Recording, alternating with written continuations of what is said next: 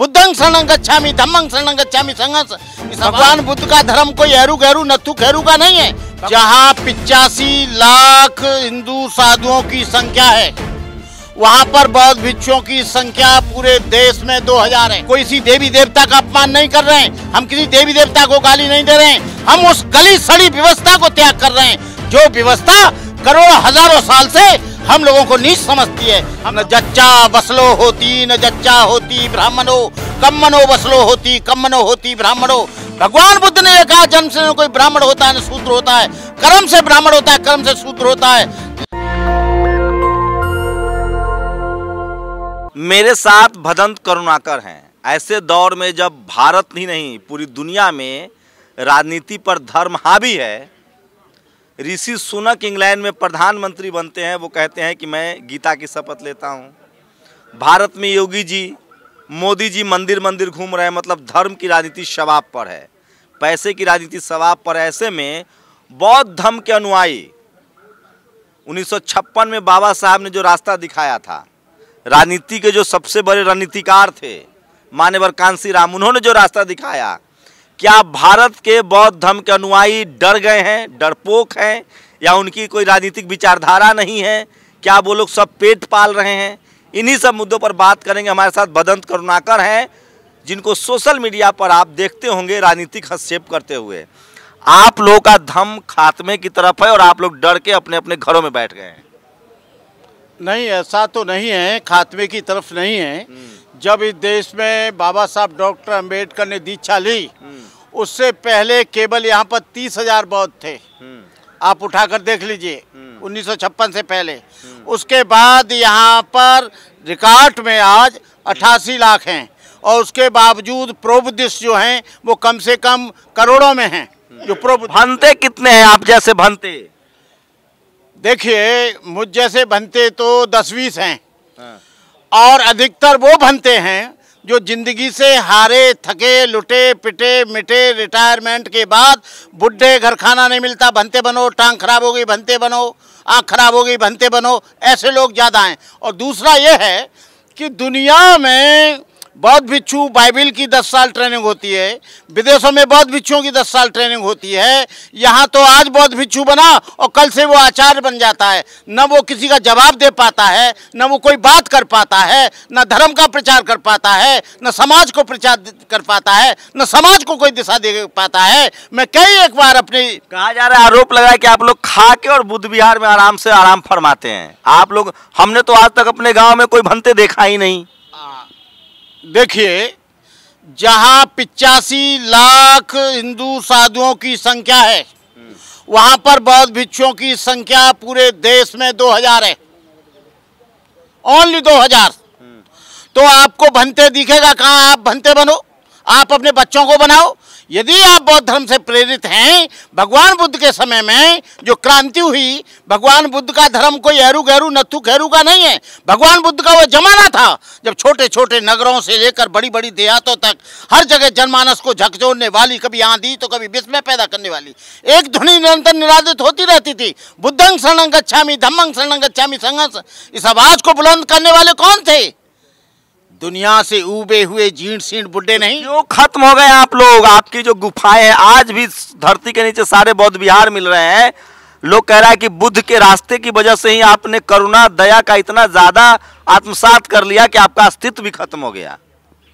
देखिए, भगवान बुद्ध की जो करुणा है और दया है, ये मैं मानता हूं कि पाड़ात पाता बेर अमरीका हम संकल्प लेते हैं। मैं अपनी बात बता रहा हूं, भंते करुणाकर अपनी बात बता रहा है कि हम प्राणी मात्र की हत्या नहीं करेंगे। ठीक है, बौद्ध धर्म किसी हत्या करने वाले की इजाजत नहीं देता, लेकिन मैं कहता हूं कि हत्या करने वाले को जिंदा जाने की भी इजाजत नहीं दी जाए। मेरे पास ये वीडियो चैनल पर वो 3 वेपन्स हैं, और तीनों के तीनों ऑटोमेटिक हैं, सेंट्रल गवर्नमेंट से अनुमति है। मैं यदि आता है तो मैं चलाता हूं, मैं आता है तो सम्मान के लिए लड़ता हूं, इज्जत के लिए लड़ता हूं, डकैती डालने के लिए नहीं, किसी बहन बेटी की इज्जत लूटने के लिए नहीं, लेकिन अपने स्वाभिमान को, आत्मसम्मान को बचाने के लिए। भंते करुणाकर 47 साल हो गए और भंते करुणाकर लड़ रहा है, काम कर रहा है। भंते जी, क्या कमी रह गई? चीन चीन हो गया, जापान जापान हो गया, 185 देश में बुद्ध धर्म की विचारधारा बढ़ रही है, विज्ञान बढ़ रहा है। आपके देश में ये हालत क्यों है?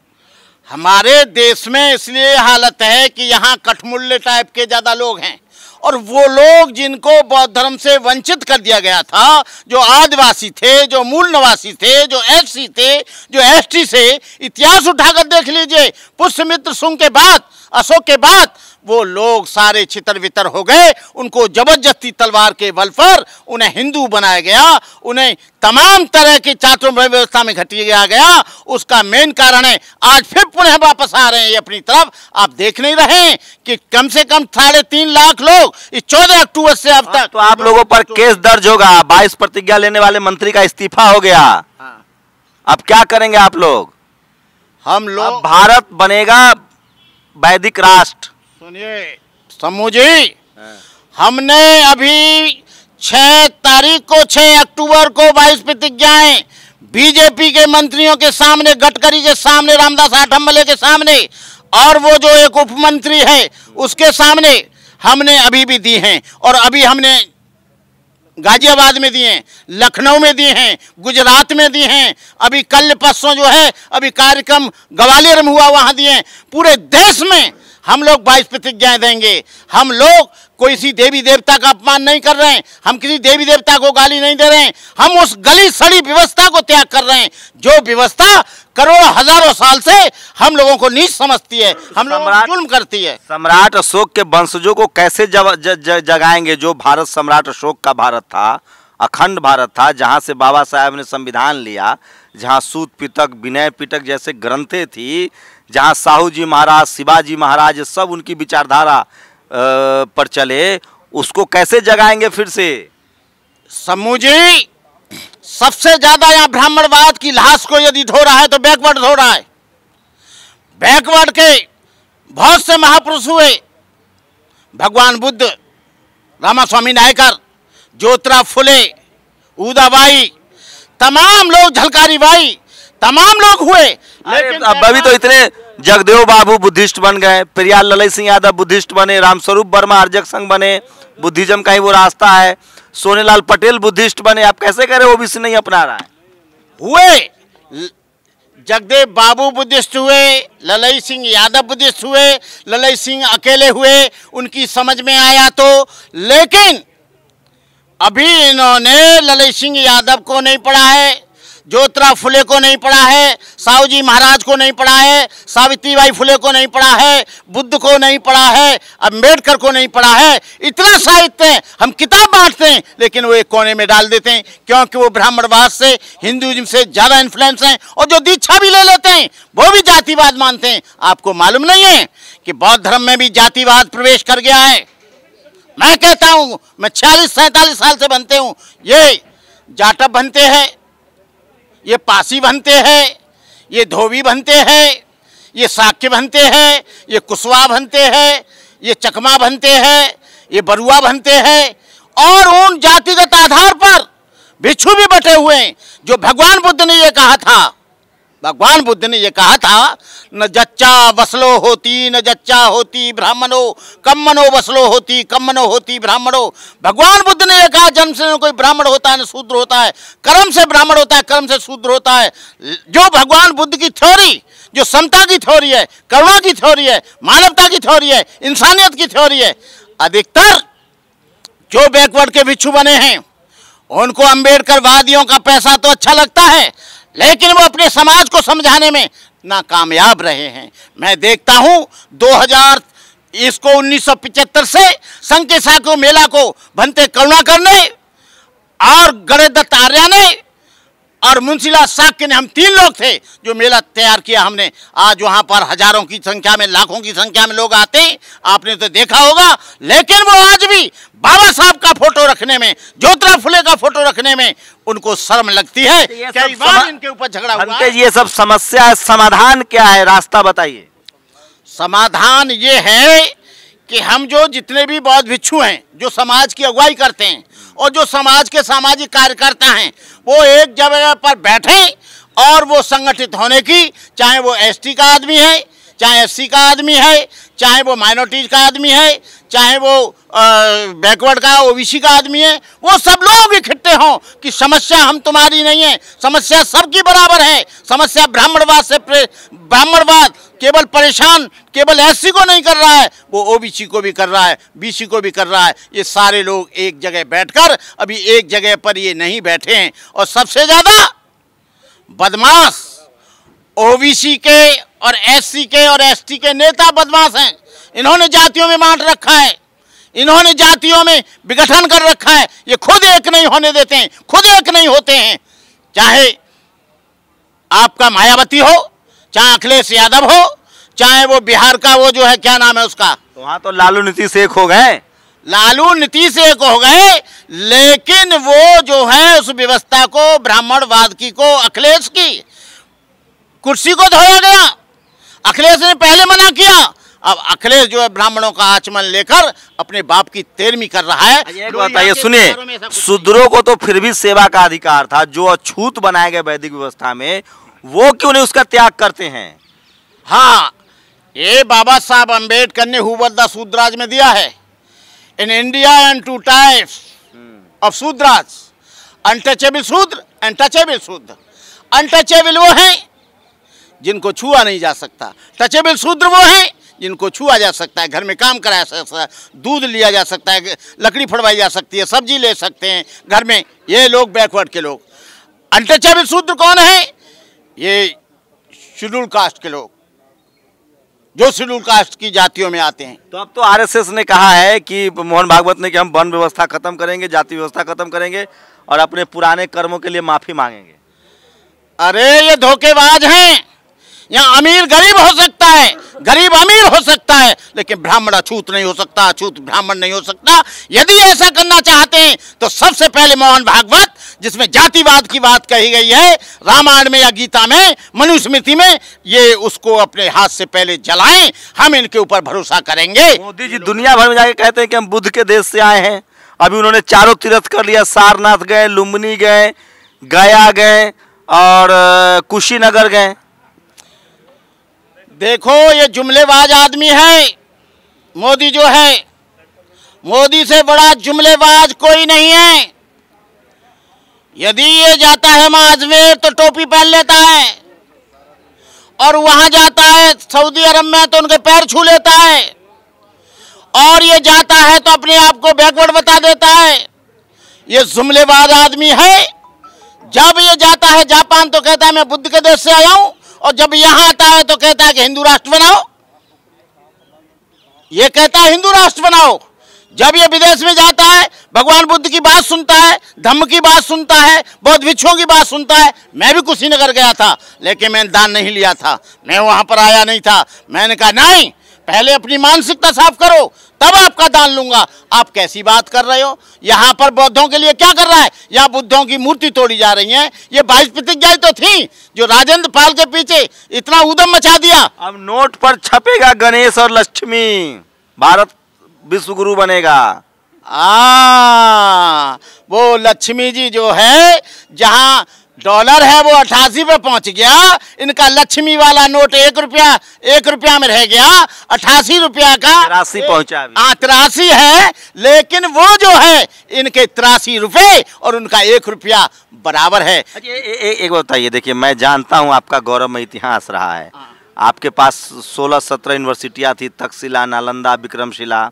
आप विश्वगुरु थे, हेनसांग फायान, आपके स्थापत्य कला बहुत महान था, मोहनजोदड़ो, हड़प्पा। एकाएक सांस्कृतिक कल्चरल चेंज आया। अब डेमोक्रेसी का दौर है, संविधान का दौर है, सबको अपने हिसाब से अपने विचारधारा को मानने का अधिकार है। क्या बहुजन समाज आज भी संवैधानिक अधिकारों से अलग है? तो उसको कैसे संवैधानिक अधिकार दिलाया जाए? देखिए, डॉक्टर अंबेडकर ने जब राजेंद्र प्रसाद के हाथ में संविधान सौंपा था और 26 जनवरी 1950 को जब संविधान लागू होने वाला था, उससे एक दिन पहले बाबा साहब रो रहे थे कोने में बैठकर। पढ़ लेना, नानक चंदू रत्तू ने लिखा है। बाबा साहब के संपर्क में 35 साल। तो उन्होंने पूछा बाबा साहब आपने तो कितना अच्छा काम किया है, article number 14, article number 15, article 16, article number 21, इसमें तमाम जो सूत्र थे, जिनको पढ़ने का अधिकार नहीं था उनको पढ़ने का अधिकार दिया है, जिनको अच्छे मकान में रहने का अधिकार नहीं था उनको अच्छा मकान दिया है, जिनको अच्छे कपड़े पहनने का अधिकार नहीं था उनको अच्छे कपड़े दिए हैं, जिनको अच्छी नौकरी करने का अधिकार नहीं था अच्छी नौकरी दी है। फिर आप क्यों रो रहे हैं? बाबा साहब ने कहा मैंने ये संविधान ऐसे आदमी के हाथ में सौंपा है जो 101 अक्षर काला अक्षर ब्राह्मणों के पैर छूकर और पैर धोकर आचमन ले रहा है। उससे अपेक्षा नहीं की जा सकती कि ये जो है इसे लागू करेंगे। और उसी का कारण है कि संविधान बहुत अच्छा है लेकिन उसको ये अभी भी 50 साल में कोई भी इम्प्लीमेंटेशन नहीं कर पाए और करेंगे भी नहीं जब तक यहाँ वर्ण व्यवस्था रहेगी, छुआछूत रहेगी, ऊंच नीच रहेगी। और उसको दूर बाबा साहब करने का बोल गए। आपको मालूम होना चाहिए आज बैकवर्ड बहुत बन रहा है, आज SC ST बन रहा है, आदिवासी बन रहा है, मूल निवासी बन रहा है। हम किसी पर धर्म थोप नहीं रहे लेकिन वो जान रहा है कि वैज्ञानिक धर्म कौन सा है, शोषण वाला धर्म कौन सा है, नीच बनाने वाला धर्म कौन सा है, हमारे बच्चों को पढ़ाई से रोकने वाला कौन सा है, वो सब जान रहे हैं। इसलिए धीरे धीरे परिवर्तन होगा शंभू जी। ये हजारों साल की गुलामी की दास्तां है, एकदम नहीं होगा। ऐसे भी बेईमान लोग हैं, बुद्ध की बात करते हैं, अंबेडकर की बात करते हैं और फिर वो दिवाली मनाएंगे, करवा चौथ में जाएंगे, कहेंगे ये दीपदानोत्सव है। वो कोई न कोई बहाना ढूंढ लेते हैं, हाथ में कलाया भी बंधवाएंगे, बहुत धर्म से शादी करेंगे, 7 फेरे कराएंगे। तो ऐसे जो नकली अम्बेडकरवादी हैं, नकली बुद्धिस्ट हैं, ऐसे लोग ही इस समाज को भ्रामक और इस समाज को मिसगाइड कर रहे हैं। सोचिए भारत का संविधान आपको मौका देता है, एक कल्चरल हेजेमनी रहा है। मैं आपको बताऊं भारत कभी विश्वगुरु था, सोने की चिड़िया थी, तक्षशिला, नालंदा, विक्रमशिला जैसी यूनिवर्सिटियाँ थी। कल्चरल हेजमनी का दौर आया, सत्ता का परिवर्तन हुआ, लेकिन एक बात तो तय है, आज़ाद भारत की बात अगर करेंगे तो किसान हिंदू, पिछड़ा हिंदू, दलित हिंदू, आदिवासी हिंदू को सोचना चाहिए कि वो कौन लोग हैं जो धर्म के नाम पर आपका वोट तो ले रहे हैं लेकिन आपके बच्चों का अंगूठा काट रहे हैं कॉलेज यूनिवर्सिटी में, जो आपको डॉक्टर, इंजीनियर, प्रोफेसर, बिजनेसमैन नहीं बनने दे रहे हैं। ये आपको सोचना पड़ेगा। मैं इसलिए कहता हूँ कि पेरियार साहब ने कहा है कि जो धर्म आपको नीच कहे उसको छोड़ दीजिए। और सवाल यही है कि जब हम सब हिंदू हैं तो किसान हिंदू, पिछड़े हिंदू, दलित हिंदू, आदिवासी हिंदुओं का अधिकार क्यों छीना जा रहा है?